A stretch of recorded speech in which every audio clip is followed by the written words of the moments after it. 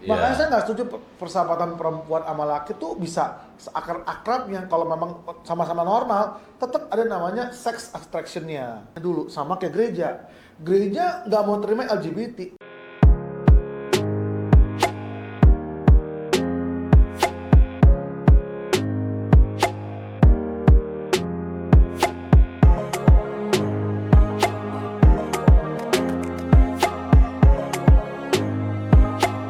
Hari ini hari yang luar biasa.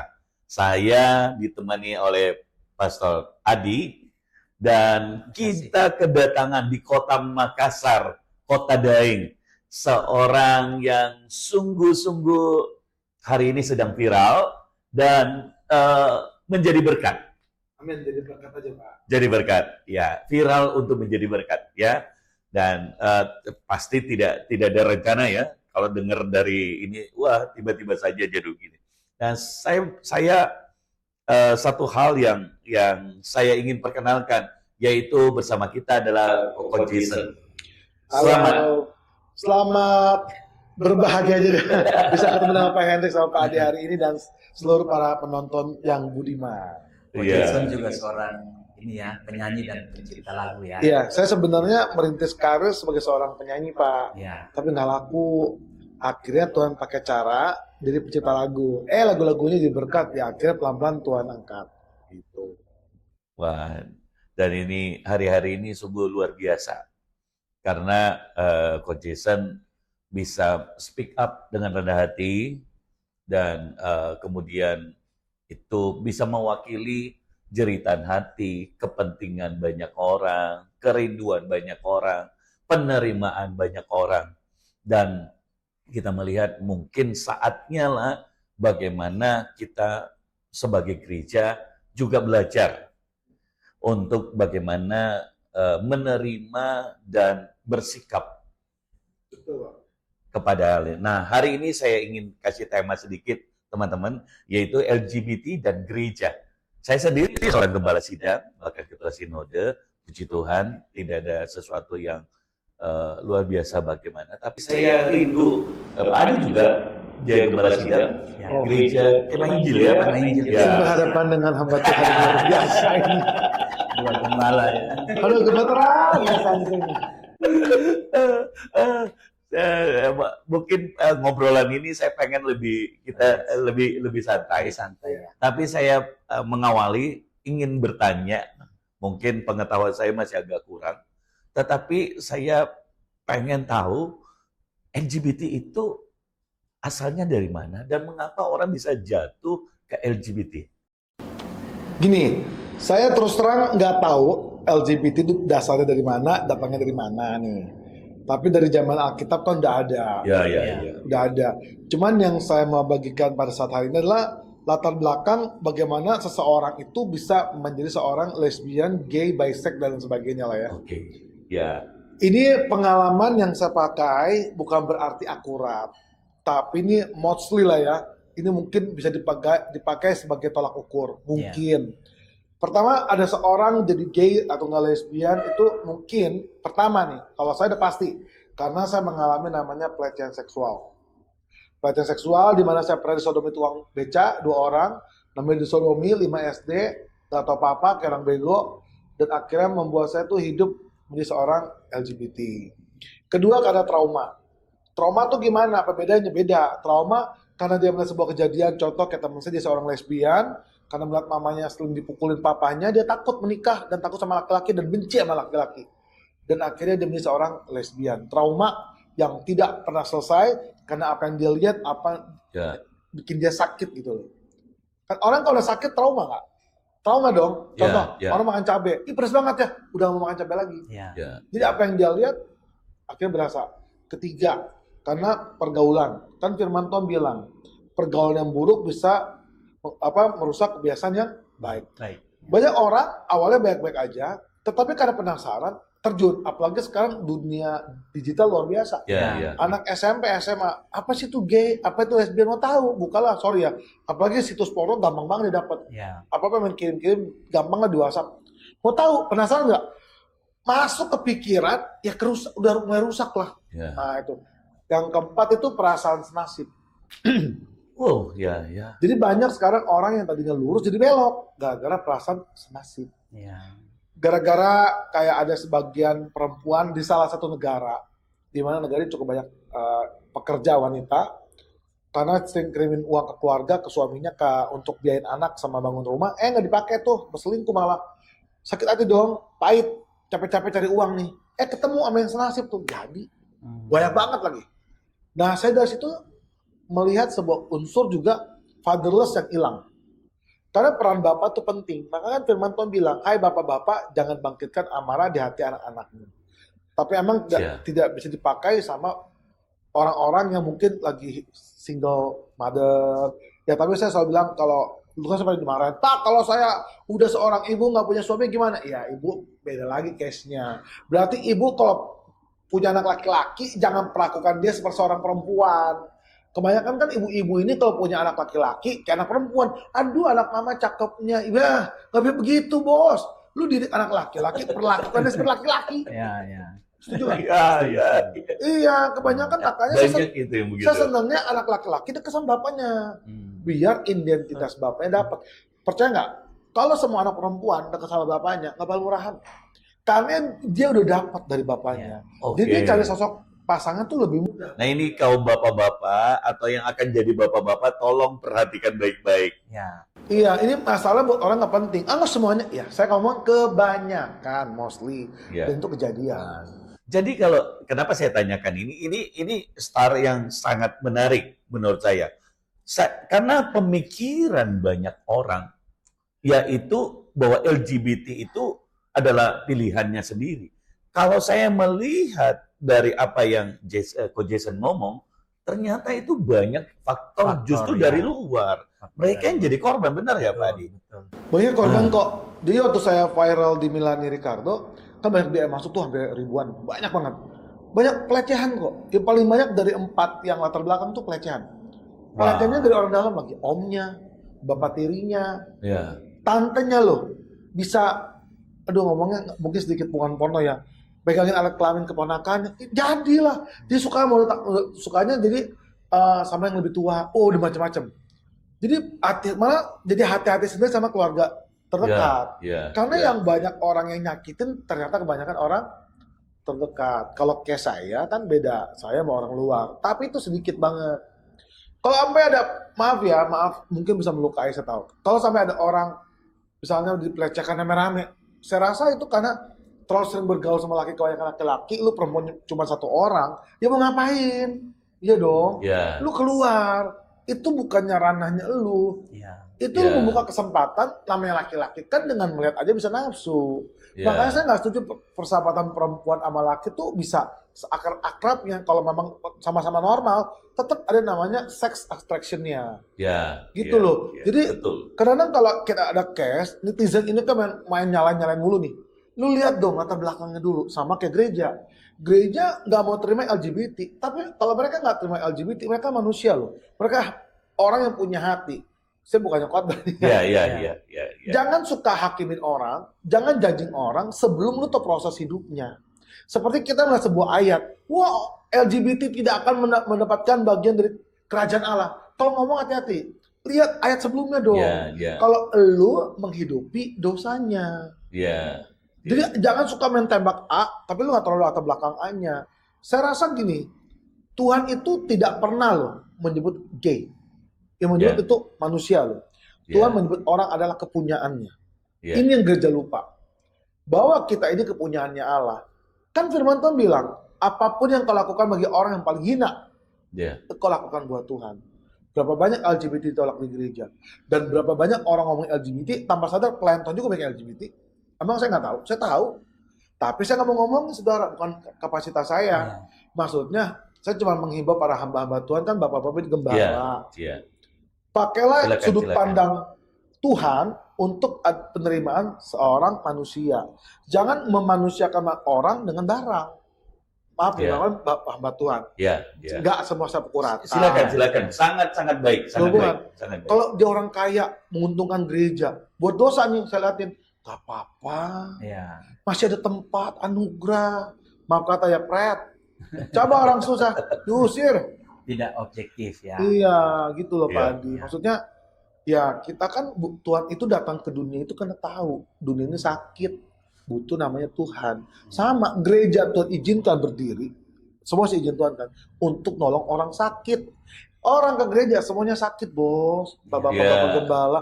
Kalau Iya. mereka sehat bakal ke gereja karena kita butuh sadar butuh Tuhan, kita ke gereja untuk berkumpul bersama-sama cari Tuhan. Kalau bisa kok di kamar beda. Kan firman Tuhan bilang jangan jauhi tempat beribadah. Iya. Disitulah kita bisa terima firman Tuhan, bisa menyembah Tuhan bersama-sama bersama. Dan banyak orang bisa menerima Tuhan walaupun dia LGBT ya. Kayak saya kan Iya. LGBT dulunya. Di gereja itu saya nyaman, bukan nyaman karena saya pelayanan. Saya nyaman waktu saya membuat dosa dengan firman Tuhan, jangan deh. Iya. Diingatkan kembali tentang anugerahnya Tuhan.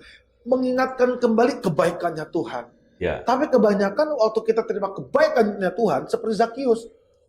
Tuhan, ngapain lu menerima orang berdosa? Iya. Yang ngomong siapa? Muridnya. Orang murid gue yang ngerti firman. Berapa banyak di gereja orang ngerti firman. Tapi ternyata nggak melakukan firman. Nah, ini menarik karena kita akan masuk lagi satu tahap, yaitu bersediakah gereja untuk mengubah pandangannya. Nah, bersama saya Pak Adin. Ya. Selama ini kita coba buka-bukaan sedikit ya. Ya. Apakah kita menganggap dosa, kalau kita sudah lihat bahwa LGBT itu kebanyakan adalah faktor eksternal, dan mereka korban dari keluarga, dari lingkungan, dan yang lain. Seperti itu. Dan kewajiban gereja lah untuk juga menolong mereka. Ya. Nah, tapi pandangan gereja nih, kalau kita buka-bukaan, tentunya tidak semua gereja ya. Ya. Sekali lagi yang kita ngobrolin ini adalah tidak semua, tapi sebagian. Betul. Dan mungkin banyak juga. Nah, pandangan gereja seakan-akan bahwa LGBT itu adalah dosa yang paling berdosa dibanding dosa yang lain. Betul. Apakah ada seperti itu, Pak? Ya, kalau kita lihat dari perkembangan keadaan dunia ini dan teologi, memang LGBT ini dipandang sebagai penyimpangan. Ya. Adanya penyimpangan. Kan Tuhan menciptakan laki-laki dan perempuan untuk disatukan. Tetapi kita melihat kasus dalam Kejadian, di situ ada peristiwa Sodom dan Gomora, dan kemudian Roma pasal 2, di mana Tuhan mengutuk orang-orang yang melakukan penyimpangan seksual. Nah, dari titik itulah pandangan gereja itu dibangun. Oke. Yang akhirnya menyatakan bahwa LGBT dan penyimpangan seksual yang lain adalah dosa yang cukup besar. Nah, seperti itu. Kalau saya bilang pandangan gereja dalam arti tidak semua. Tidak ya. semua, ya. Ini beberapa. Nah, Gereja. ya ini juga gereja. Kita semua gereja. Gereja itu beda-beda nih Pak. Nah, Ya. kalau saya berpikir gini, saya juga punya ada beberapa anak rohani. Ya, saya sebut saja lah 2 orang anak rohani yang dulu LGBT, tapi sekarang sudah sembuh, bahkan sudah berkeluarga, sudah punya anak. Mereka berdua. Dulu saya pernah joking sama dia, mau nggak speak up? Masih belum berani. Tapi bersyukur kok Jason ini bisa speak up karena Tuhan dan menjadi berkat. Gitu. Saya berani speak up ini satu dorongan istri ya. Wow, itu luar Terus biasa dan- istrinya. Saya rasa emang nggak perlu semua orang untuk speak up sih. Karena belum tentu semua orang punya keberanian yang sama. Dan sebenarnya gini loh menurut saya ya, jadi teman-teman harus tahu. Orang disebut sembuh, itu sembuh dalam pola pikir Pak. Kecenderungan tetap selalu ada. Makanya tergantung komunitasnya. Ya. Makanya jam bergaul di kubangan yang sama lagi, yuk keluar. Ya. Minimal mengecilkan kelemahannya. Oke, ini catatan buat teman-teman bahwa saudara harus keluar dari komunitas itu. Iya, karena kalau saya sih gini, kalau saya punya teman kan ada beberapa. Walaupun saya bergaul, saya bisa jaga diri orangnya. Dan saya juga pilih teman lah. Maksudnya teman-teman saya baik yang baik kok. Ada yang berkeluarga, ada yang masih single, bahkan ada yang udah menikah secara sejenis. Apa saya memusuhi mereka? Enggak. Apakah saya menuding mereka lu berdosa? Itu bukan hak saya. Ya. Hak menunjuk orang itu tugasnya Tuhan. Kalau dia nanya, gue dosa nggak ya Son? Nanya ke saya, lu butuh jawaban dari gue. Saya jawab, iya. Kalau saya jawab, jangan kayak jangan, lu berbuat dosa nggak boleh. Dia nanya gini, kalau menurut firman Tuhan, Tuhan tuh benci apa yang kita lakukan itu dosa. Tapi Ya. Tuhan mencintai pribadi lu sebagai manusia, sebagai anak yang Tuhan izinkan lahir. Ya. Jadi maksud saya, apa yang lu merit gitu. Tapi kalau mau merit gimana? Apa? Putuskan, ceraikan. Jangan lupa, kita manusia diberikan namanya hak apa untuk memutuskan apa kebebasan untuk memilih. Saya nggak punya hak untuk mengambil pilihan dia. Saya cuma mengarahkan. Kalau toh dia tetap salah jalan, saya tetap nemenin aja sih. Saya temenin kok hari ini. Masa saya tinggalin? Jangan dong. Ya. Jangan mau yang baik aja. Yang nggak baik pun saya harus belajar untuk temenin. Itu namanya father. Makanya jangan sampai fatherless. Karena saya sudah pernah melewati fatherless. Papa saya bukannya jahat ya. Papa saya orang kaku. Kaku, ya. Nggak bisa ngomong, Jason, I love you. Nggak bisa. Peluk anak nggak bisa. Ya. Jadi kita lihat satu karena faktor fatherless. Dan ini inti dari semuanya. Nah, harusnya menjadi besar harapan ya buat gereja mengisi faktor fatherless ini. Karena Bapa di surga memberi teladan bahwa dia adalah seorang Bapa. Benar. Setuju Pak Hendrik? Ada nggak? Bosku yang di surga. Selalu Bapak kami yang di surga. Dan Bapa itu adalah kasih. Nah, harusnya kita gereja yang tidak anti, tetapi tetap tidak setuju akan dosanya, tetapi tidak anti. Nah, saya mungkin akan sedikit share ya, akan apa yang saya sebagai hamba Tuhan melayani orang. Tentu saya masih terus juga belajar ya. Belajar. Sama Pak, saya juga masih terus belajar. Kita semua terus belajar. Gak ada yang hebat, gak ada yang apa. Terus belajar, karena ini sesuatu yang PR gereja. Betul. PR kita semua. Ya. Gitu. Yang pertama adalah di dalam pikiran saya sebagai hamba Tuhan, harus hilang dalam pemikiran saya itu menghakimi. Penghakiman. Betul. Gitu. Nah, kita nggak bisa jadi seorang ayah kalau kita terus ada penghakiman. Itu poin. Yang kedua adalah kasih yang tidak pernah habis. Itu. Pengampunan kepada mereka. Mengasihi mereka apa adanya. Seperti itu. Nah, jadi apakah semuanya itu bisa dengan cepat? Masing-masing orang beda-beda ya. Beda sih prosesnya ya. Kalau yang saya lihat sih Pak Adi, Pak Hendrik sekarang gay menjadi sebuah pilihan hidup. Udah jadi mulai pilihan hidup. Jadi pilihan. Awalnya bukan pilihan, tetapi karena rasa nyaman. Nah ini buat saya, ini terserah ya, orang menganggap siapa terserah beneran. Buat saya di sini saya melihat fungsi gereja yang udah gagal. Kenapa ada komunitas? Coba bapak-bapak pikir, komunitas itu ada karena ada penolakan. Istilahnya kumpulan orang-orang yang tertolak, ngumpul nih, senasib nih. Akhirnya bukannya sembuh, setelah pas senasib bertumbuh, grow. Betul nggak?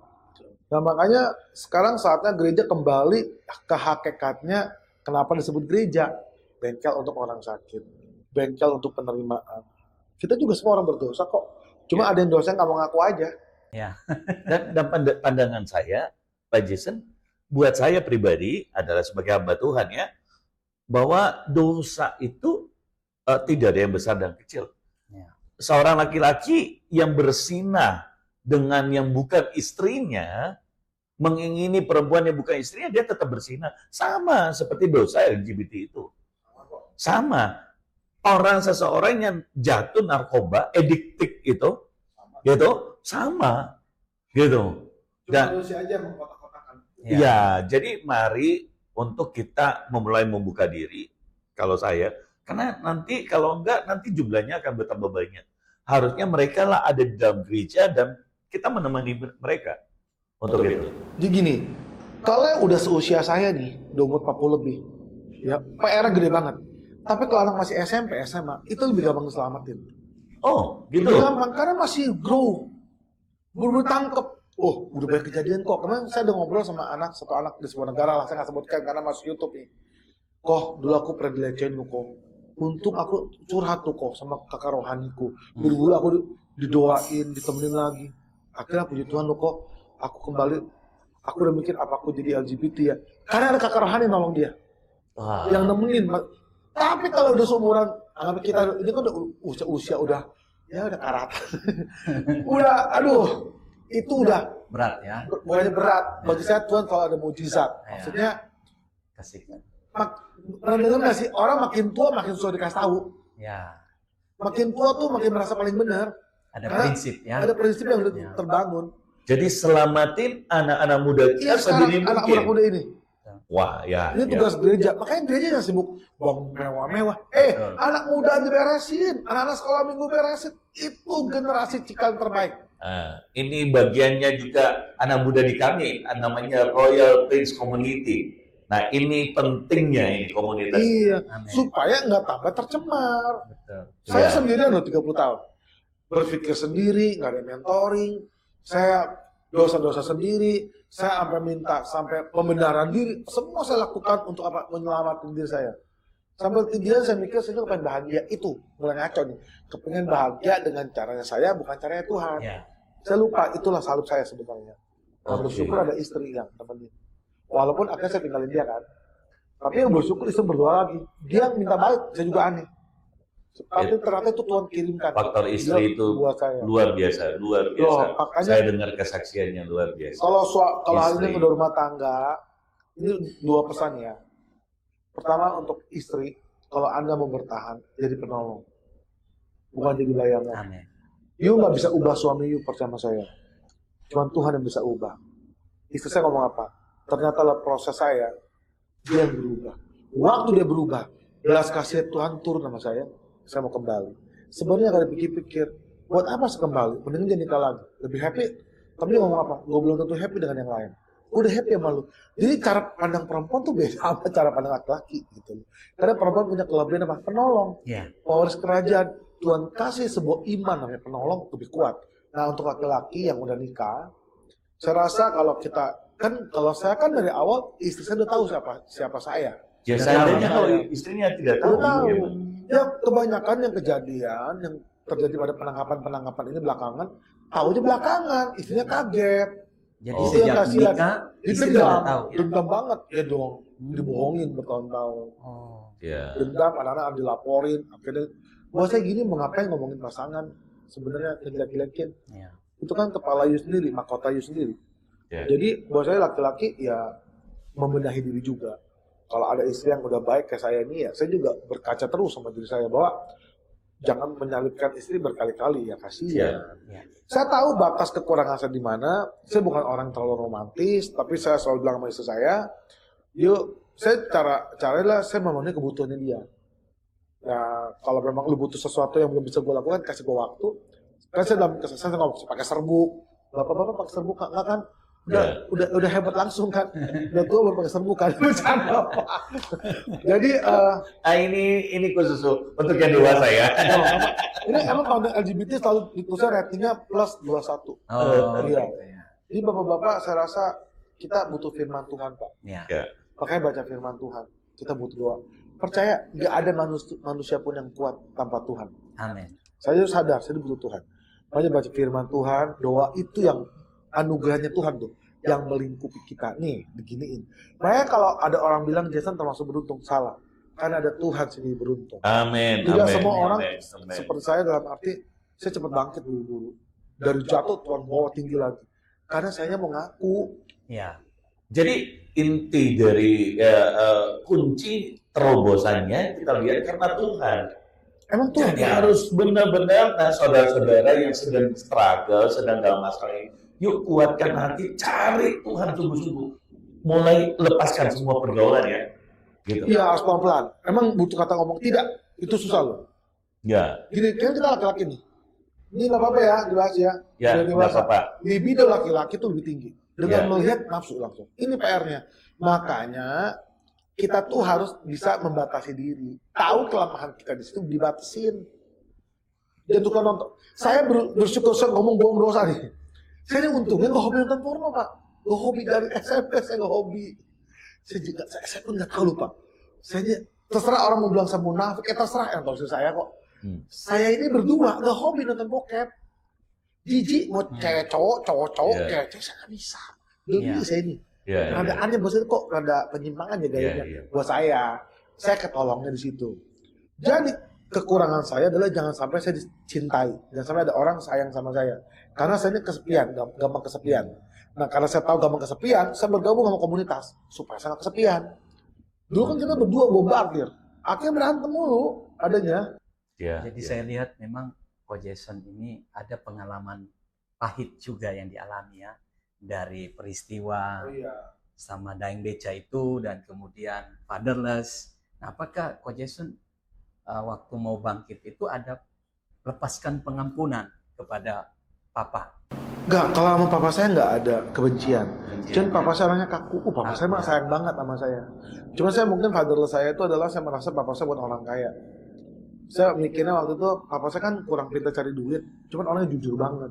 Saya melihat papa saya kok nggak bisa bikin bahagia keluarga. Waktu itu ya. Ya. Tapi setelah papa saya meninggal, satu hal saya kan nangis kejer tuh di kuburan sendirian. Saya tuh nyesel. Ternyata papa kita ya mungkin nggak mampu cari uang seperti mama kita. Kan kadang perempuan lebih pintar cari duit ya. Ternyata saya rasa semua orang tua tuh berusaha. Ya. Nah, fatherless itu terkadang tuh ada perasaan dari diri kita sendiri. Iya. Belum tentu bapak kita nggak sayang, guys. Papa Iya, kita sayang. Cuman caranya yang terkadang mereka Caranya. nggak tahu cara menyampaikannya. Betul. Jadi bapak-bapak tuh harus bisa ngomong I love you ke mana. Bapak-bapak Oke. harus bisa peluk anak. Apalagi di Jemaran, peluk. Iya. Percaya deh, semua anak laki-laki kalau dipeluk bapaknya nangis. Karena mereka butuh bapak sebenarnya. Betul. Betul. Beneran. Ya ampun, bapak lu mau bau juga ya. Mau dari mana? Kalau papa udah rangkul, nah, Iya. beda. Aduh, beda. Itu loh. Makanya first love itu harus bapaknya. Iya. Nah, saya pernah ada di sebuah retret anak-anak muda. Dan tiba-tiba saya seperti Tuhan gerakan saya satu hal, yaitu apa? Memeluk. Ya betul karena kata Jesus. Semua anak muda itu ribuan loh, nangis sejadi-jadi. Padahal nggak buat apa-apa. Saya cuma bilang Tuhan mengasihi. Bapa di surga mengasihi. Gitu. Kau luar biasa. Kau bangkit. Itu mengalir. Nah, saya setuju dengan apa yang dikatakan bahwa Soalnya banyak ya di luar sana nih buat kita lah. Bapak itu susah loh untuk ngomong. Kamu tuh pinter loh, kamu hebat. Susah banget sih apa anak laki. Anak laki pokoknya lu nggak boleh gini ya, kasar. Banyak larangan Iya. yang diterapkan, kasihnya kurang. Jadi apa ya? Kasih nggak gampang kan? Iya. Kasih juga mendidik. Tapi jangan lupa waktu lu marah panggil lagi. Papa nih marah begini. Tapi papa sayang tujuannya. Itu anak menerima pemahaman, bukan dibiarkan dengan pemahaman Ya, sendiri. ya. Akhirnya papa jahat. Ya. Kalau saya kan enggak, papa saya kok miskin, justru mama saya. Yang pada akhirnya saya kurang paham, papa saya udah berusaha sebenarnya. Tapi saya jadi seorang LGBT dulu buat gara-gara itu. Gara-garanya adalah karena pelecehan seksual. dan kita membahas ini agar supaya juga gereja bisa lihat kebutuhan ini dan bagaimana menjawabnya. Betul. Ya, Nggak gampang Pak. ya, ya. Nah, memang nggak gampang, makanya ini PR buat kita semua seperti itu. Ini PR buat gereja. Saya mau speak up buat ini mendorong untuk kita semua. Yuk kita layani bersama. Kita mulai menganggap ini kalau kita sudah dengarkan bahwa sebagian besar itu adalah korban, bukan pilihan mereka. Tetapi apapun alasannya, buat gereja adalah harus melayani mereka. Ya. Itu harus menjadi jawaban. Itulah sebabnya mengapa Yesus harus ada. Dan bahkan kepada perempuan yang sakit, yang kedapatan bersinar, orang-orang membawa di ahli Taurat dan berkata menurut hukum ahli Taurat, dia harus dilempar batu, dirajam sampai mati. Ya. Tapi Yesus bilang begini, barang siapa yang tidak berdosa, dialah yang harus dia bisa melempar batu. Dan tidak ada orang, semua orang pergi. Yesus berkata ini yang luar biasa. Aku pun tidak menghakimi engkau. Ya. Pulanglah dan jangan berbuat dosa lagi. Jadi kalau kita ingin lihat dunia ini makin baik, jiwa-jiwa makin banyak, orang-orang akan mendapat jawaban. Mungkin dari saya sendiri pribadi mau belajar yaitu apa? Menghilangkan atau kalau tidak mengurangi seminimal mungkin untuk penghakiman. Sebab kenapa? Kita sendiri juga adalah orang yang dari berdosa. Bahkan sampai sekarang pun kita pun mungkin ada berbuat dosa yang Belum orang lain kita nggak tahu. Mungkin tidak parah, bukan dosa apa, tapi Ya marah juga, benci itu kan juga membunuh, kata Yesus.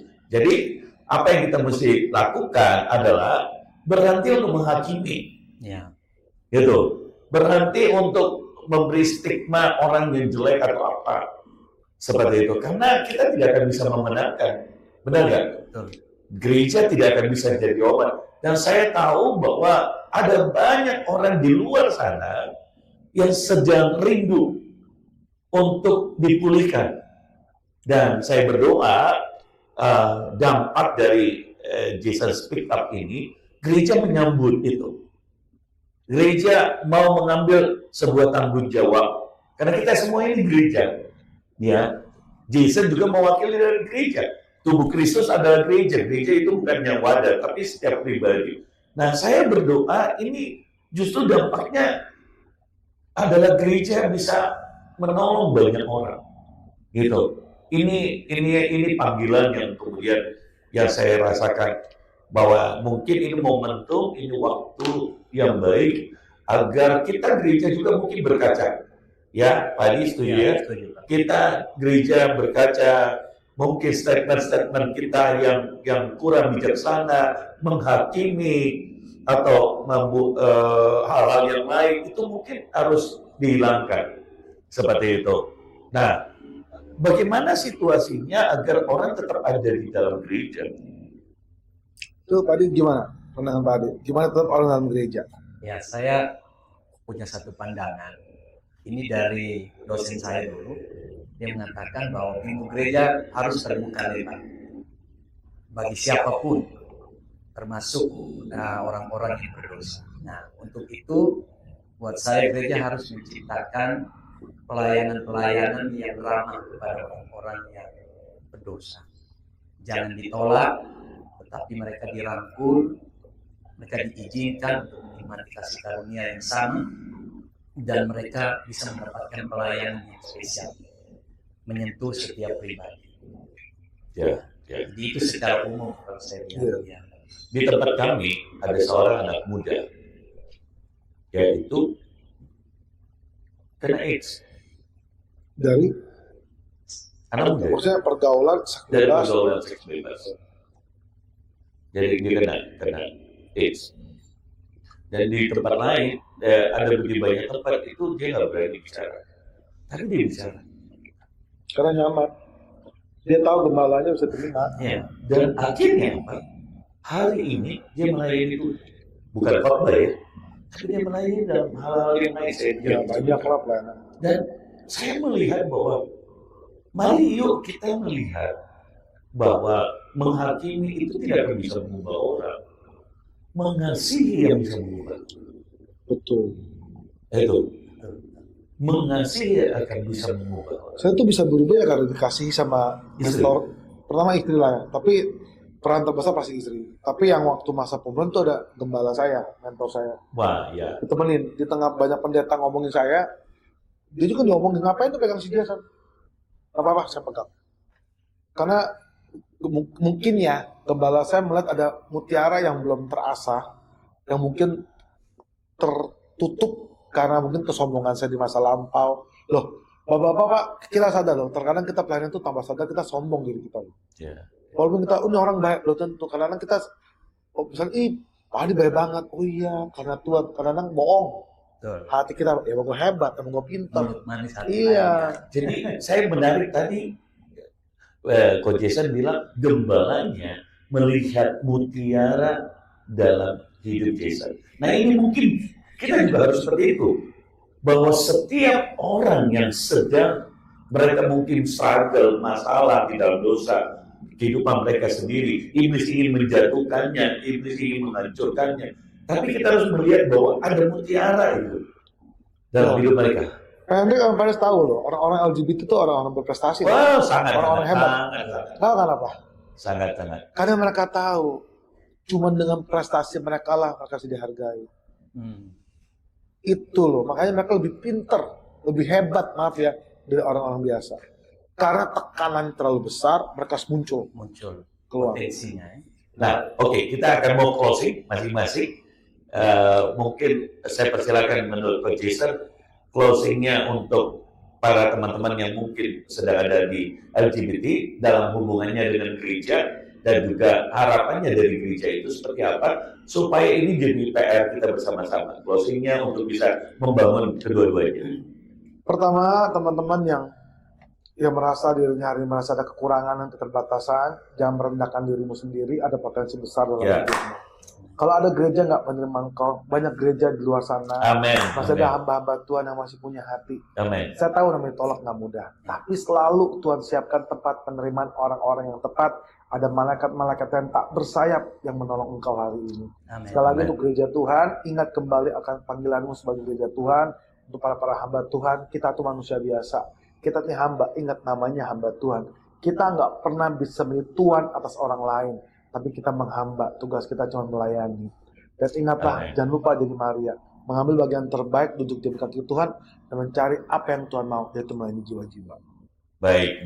Pak Adi, mungkin ada harapan Baik, kepada gereja? Untuk gereja dimanapun berada, harapan saya bahwa kita harus membuka diri buat orang-orang yang punya keadaan, ya seperti yang dialami oleh Coach Jason dan masih banyak di luar sana. Jadi saya mau katakan begini, bahwa penghakiman itu adalah milik Tuhan. Kita sebagai hamba Tuhan yang melayani, bahkan gereja, kita mengajarkan kebenaran tanpa menghakimi. Dan kita juga harus membuka hati kita, mengasihi mereka, sebab seperti yang Pastor Henry katakan bahwa di dalam kasih ada kuasa yang mampu mengubahkan hidup seseorang. Yuk, mari kita contoh Jesus. Apa yang dia lakukan? Dia duduk dengan Sakeus pemungut cukai, dia bicara dengan perempuan Samaria yang punya 5 suami, dia melayani perempuan Maria Magdalena yang adalah mantan pelacur, dia layani banyak orang berdosa, dan dia mendapatkan banyak komplain karena mereka belum memahami saat itu. Tetapi lewat pelayanan Yesus, justru mereka dibukakan bahwa inilah saatnya kita melayani dengan kasih. Oleh sebab itu, thank you, Coach Jason. Sama-sama, Pak. Maju terus dalam Tuhan. Amin. Saya berdoa semakin dipakai Tuhan, Amin. semakin sungguh-sungguh luar biasa bersama istri, dan saya berdoa Tuhan mengurapi, memberkati, dan terus Penting diberkati. nama Tuhan Yesus yang dipermuliakan. Amin. Kita setuju sama-sama. Nama Tuhan Yesus dipermuliakan. Kami ucapkan saya thank you. Mari kita bergandengan tangan. Kami ada podcast ini bukan karena kami merasa kami punya kelebihan, justru dari kekurangan, dan kebersamaan ini saya berdoa itu bisa membangun gereja Tuhan dan semua juga orang-orang yang lain yang di luar sana, termasuk saudara-saudara kita LGBT. Tuhan memberkati kita. Mari terus bersama-sama melayani Tuhan. Tuhan memberkati.